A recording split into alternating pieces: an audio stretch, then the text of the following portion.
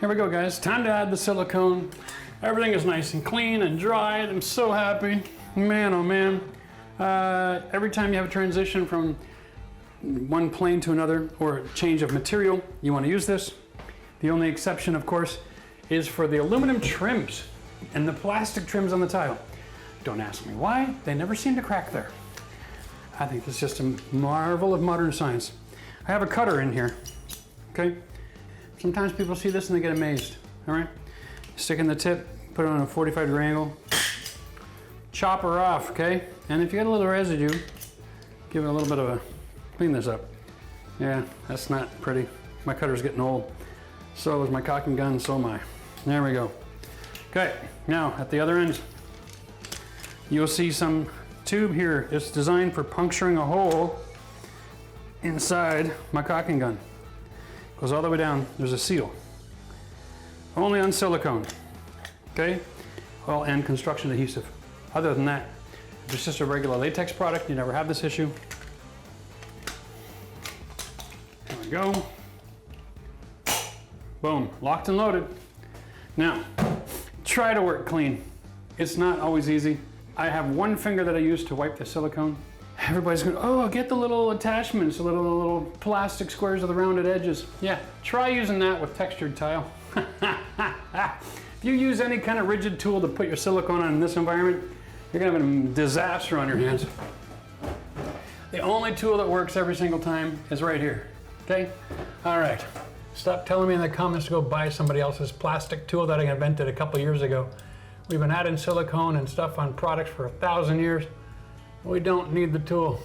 You wanna have the tool with the tip of the 45 pointed up, and then you just run the bead nice and gentle, not too much material, and you slow down if you have to fill a gap until you see it just crest the surface.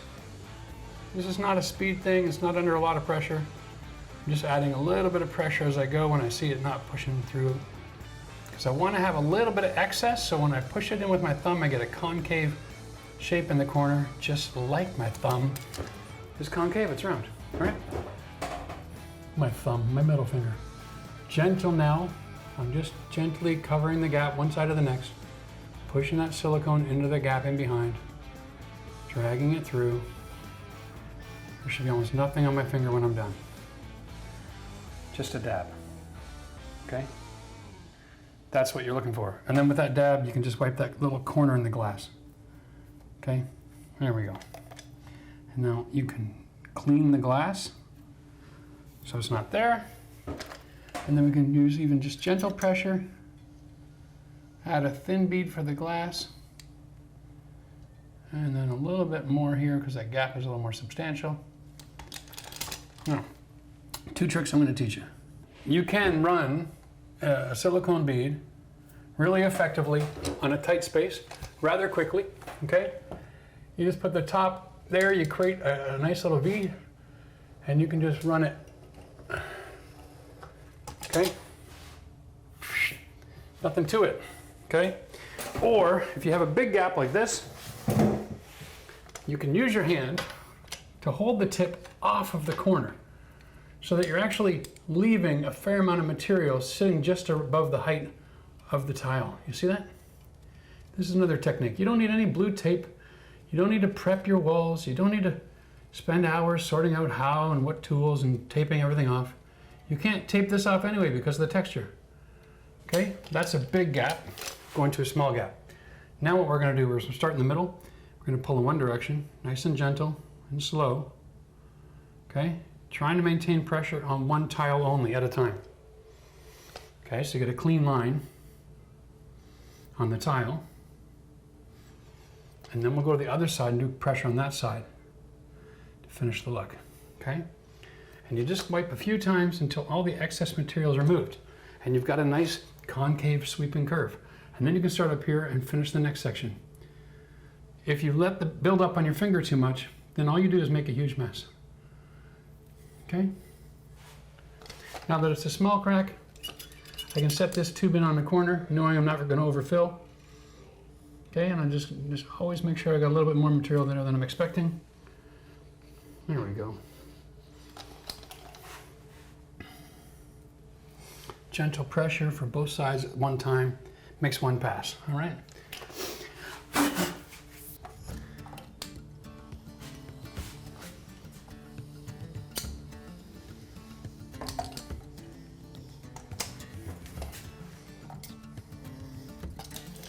This is not about being cheap, okay? This is about making sure that you've got contact with both sides of the material and a little bit of a curve.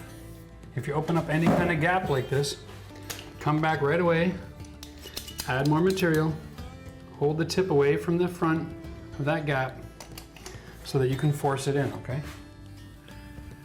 That's it. Make sure that you're creating a diversion system for the water. You're not pressing it into the gap and trapping water. Silicone does a wonderful job at diverting water, but if it's sitting in water, it always loses its bond with the material you set it on. So always make sure you've got slopes, always make sure you've got convex or concave structure. Never push it in so deep that you're holding any water at all, or it will fail. It's part of the system, okay? Part of waterproofing is making sure that things don't fail. Now, we don't silicone, generally speaking, for waterproofing, but I have seen plenty of showers fail because some aspect of the shower wasn't done properly, and then the silicone didn't do its job because it was installed wrong. It is a backup waterproofing system, all right? Don't disregard that fact. It can save your bacon if it's installed properly. Gentle pressure or your finger will create a dent, especially on the flat surfaces, okay? And that's where it's most crucial. And keep in mind that if you're working with cut tile, if you press too hard, you can force your skin up against that cut stone, and then that'll slice you right open, okay? This is where being gentle pays off. Come down one more time. Nice and pretty like.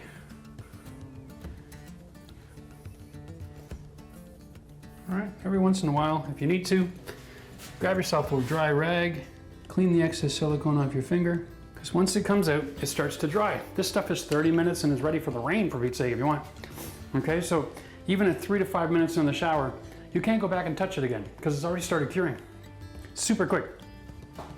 All right, only other thing I can advise is if you see any pinholes, like you got right here with your grout, now's the time to fix that with a dab of silicone. I just throw another dab in there. Oh, I gotta go clean my caulking gun now. I've got all kinds of goop on it. All right, I'm just gonna run the rest of this over real quick, get it sealed up, and then we're gonna install the faceplate in the shower head. This is awesome, it's coming together. Now, just so you know, the finger is great for going one way, the thumb's great for going the other way. And when I have a big gap at a ceiling, grab some cardboard. I'll just go 3 inches at a time after I put the product on. And then get rid of the extra.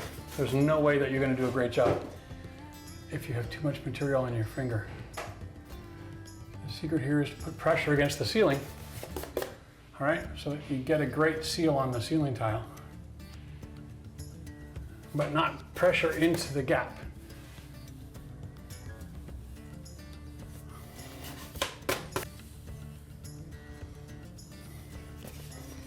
And you gotta have lots of material to do this.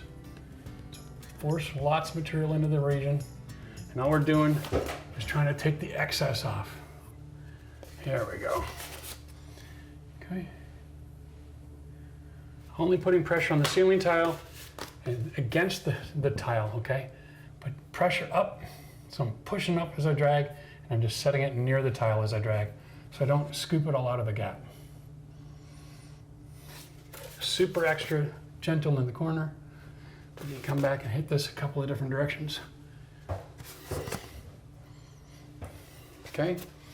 And you're gonna have amazing looking caulking joints. Just gotta be patient. There we go. Now this stuff has a like almost 50% expansion contraction rate. All right, so you'll never get that inside your house. So that means that'll be sealed for life, because water won't sit behind something if water can be diverted down. Cheers.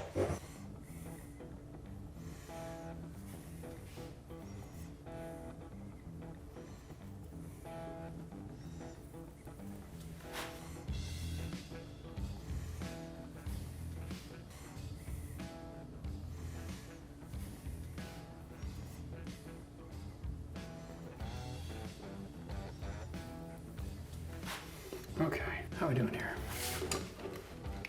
Gotta get underneath here. We don't want water to sit on that grout line ever.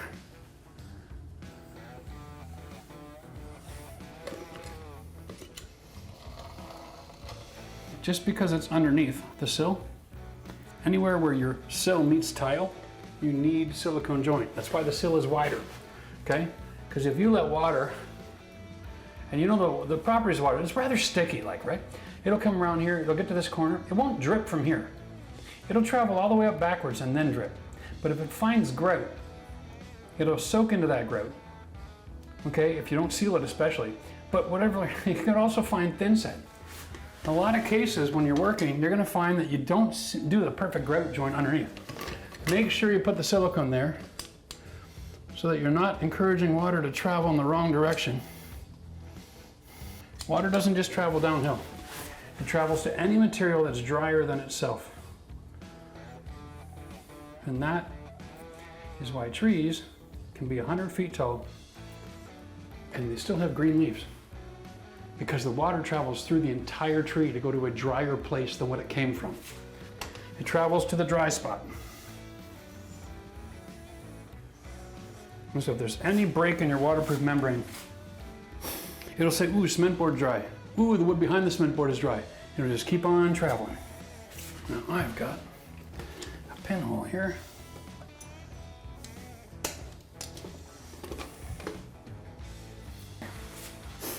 Now, because I've got white on the wall but gray on the floor, what I'm actually going to do is I'm going to grab a silicone tube of gray at the very end of the job after I put in the doors, and I'm going to do the last thing I do is going to be silicone the edge of that floor up against that tile. Okay? But for now, I'm just going to finish getting all of these vertical surfaces, and we can get on with the plumbing fixture, because that is what makes this look sexy. Too much there. Nice. Just enough to finish this last corner.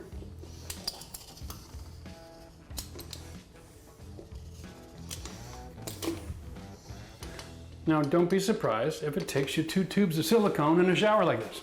All right? A simple shower with just 4 walls, nah, no big deal. Or 3 walls, no big deal. But with all these extra corners and benches and angles, just plan on having 2 so you don't have to run back to the store when you're halfway through the project. All right?